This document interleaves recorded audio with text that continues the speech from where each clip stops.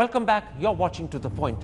The day began with the news from Sri Lanka that President Rajapaksa has been defeated and Sri Lanka is heading towards massive political change. Not only does it have a new president, but the island could soon have a new political system as well. So what does the future look like for Sri Lanka and for its relationship with India? My guests are one of India's former High Commissioners to Sri Lanka, former Foreign Secretary Nirupama Rao, and the chairman of the Hindu group, N. Ram. Mrs. Rao, let me start with you.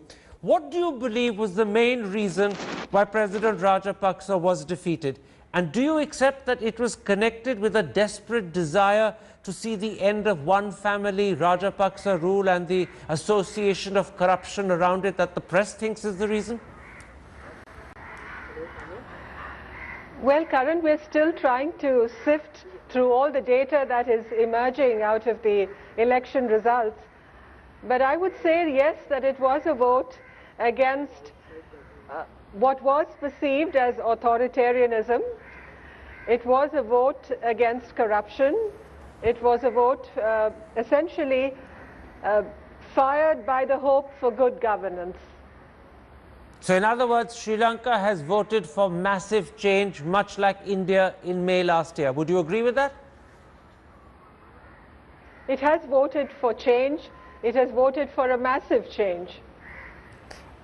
And Ram, the new incoming president, Mr. Sirisena, has committed that the new Prime Minister will be Ranil Wickremesinghe from the opposition UNP. Does that mean that Sri Lanka is going to have some shape and form of a government of national unity? Yes, it's a remarkable coalition that has taken shape, and I think it has to be made to work. It's a remarkable victory, but I think I have great confidence. We seem to have lost ability to pull this off. They have a huge task ahead of them, doing away with the executive presidency, restoring power to parliament, and addressing the Tamil question and so on. So I think, but I think they can pull it off. Yes. Can I ask you this, N. Ram? How easy or how difficult will it be for the new president, who technically comes from another party, to form an alliance with Ranil Wickremesinghe, who comes from what was, until very recently, the opposition? How easy will be this mixing of two parties in some sort of national unity? It will have to be seen as a special period where certain things, very practical things, have to be done, and they'll be on test on this. And I think top of the list for me would be to live up to the promise that the new president will be sworn in at 6 o'clock today has made, namely to do away with the executive presidency within 100 days. And secondly, I think they haven't said anything on the Tamil question, but Ranil has a bit of a track record, having done the ceasefire. I think they'll have to do that. So if they treat it as a special period with special tasks, I think they can do it. Otherwise, there are too many ideological differences among the constituents of this remarkable coalition. Now, Mrs. Rao, as you heard N. Ram say, one of the promises made by the incoming new president was that he would abolish the executive presidency within 100 days. It's a demand that is echoed right across the political spectrum in Sri Lanka. How easy will it be to abolish it, and how quickly do you think it can be done? Can it, for instance, be done within that committed period of 100 days? Well, I don't believe it is as easy as all that. A number of previous leaders, previous governments have made this promise. In fact, I think going back to 1994. But it is a good intention, and I believe that it needs it, according to what the new president has meant during his election campaign. This is one of the first things he's promised to do. And it's something that I believe has the support of the electorate, and which is one of the reasons that they voted him to power. So we will have to see whether he is able to deliver on this. We wish him well. Is there any danger that now that he himself enjoys executive powers, which in Sri Lanka are pretty close to supreme, the new incoming president, Mrs. Rao, might actually decide to change his mind? Or will that be impossible because he's so dependent upon Ranil Wickremesinghe in parliament? I'm afraid I didn't hear you, Karan, on that. I was simply saying, is there any danger that the new president, now that he enjoys supreme powers, might actually change his mind and not abolish the presidency or drag his feet? Or is that difficult because he's so dependent upon Ranil Wickremesinghe in Parliament?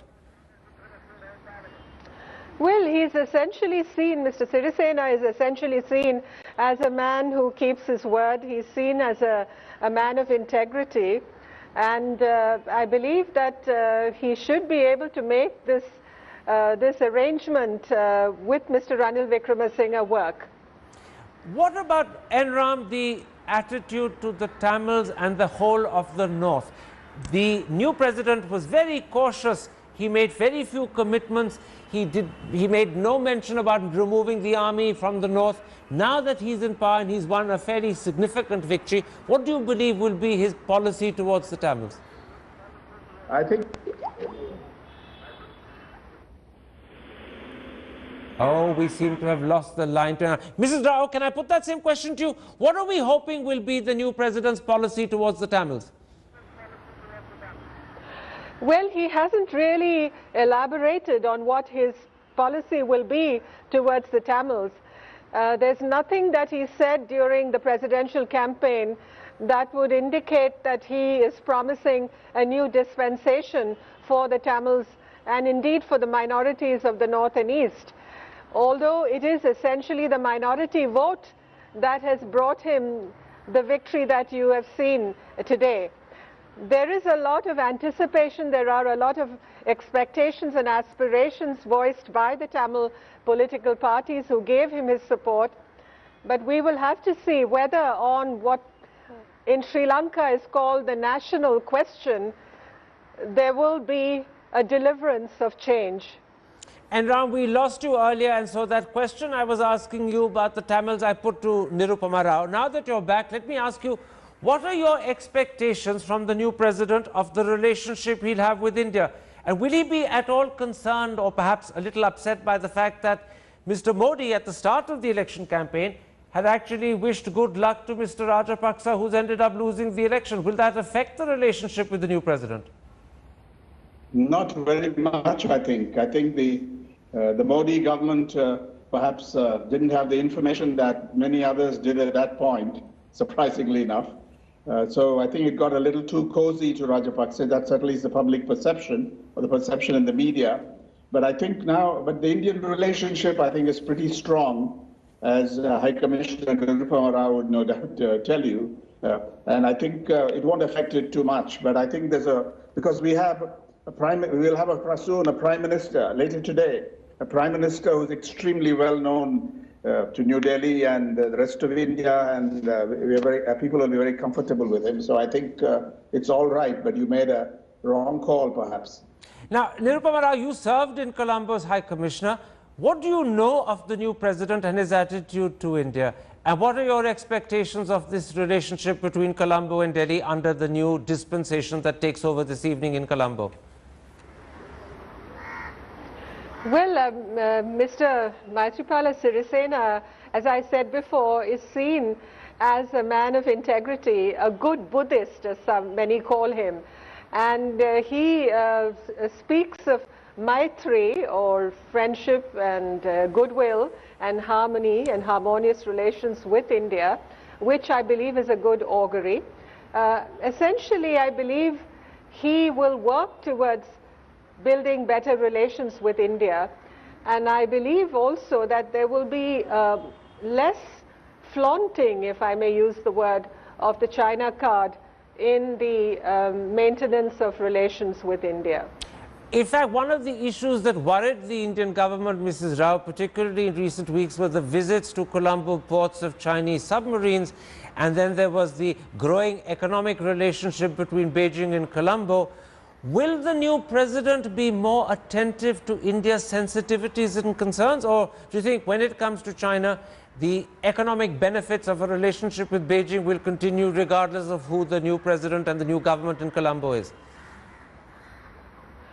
I think Sri Lanka has taken on a great deal of burden vis-a-vis China in the last few years. It won't be easy to jettison completely, but in the personality of, or the person, or the leadership of a Prime Minister like Ranil Wickremesinghe, you have somebody who is sensitive to the sensibilities and the attitudes of India. He knows India well, he knows our country extremely well, he knows the leadership, and he is aware of the strategic implications of India's Sri Lanka policy, and also the need for Sri Lanka to be awake and aware about India's sensitivities.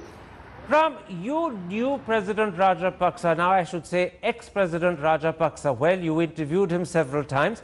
How do you think he will be remembered in history? Will it be primarily for the fact that he was the president who defeated the LTTE? Yes, I think he will go down in history as somebody who achieved what previous governments could not or dared not. It was at a huge cost. And I think history will have to weigh the cost against the benefits of what was achieved. But from an Indian angle, I think, and from an international perspective, the liquidation of the LTTE as a military organization, as a terrorist organization, is a major achievement. Okay. But I think there are also other things. But I think he'll also be remembered for defeating the worst predictions. All kinds of conspiracy theories, and it's not just Mahinda Rajapaksa, but I think the Sri Lankan polity has performed in an exemplary manner against the odds in doing this peaceful and smooth transition in a rather gracious way, very quickly on the same day. In fact, he started before dawn, I read, the meeting with Ranil Wickremesinghe. I think he'll also be remembered for the unfussy and indeed gracious way in which he did what he had to do anyway, defeating, as I said, the worst, giving the lie to the worst kind of conspiracy theories that were aired in the press. All right, that's very interesting. Nothing became the man more than the way he behaved graciously in defeat. That's always a test of a politician, and certainly it's one that, even though he's been defeated, it's one that President Rajapaksa can be proud of. He's arranging for a very smooth, successful, swift and efficient handover. My thanks to both of you for joining me. We now wait and see what the new dispensation in Sri Lanka means for India over the coming weeks and years ahead. There we end this particular episode. Have a terrific weekend. See you on Monday. Goodbye. Good night.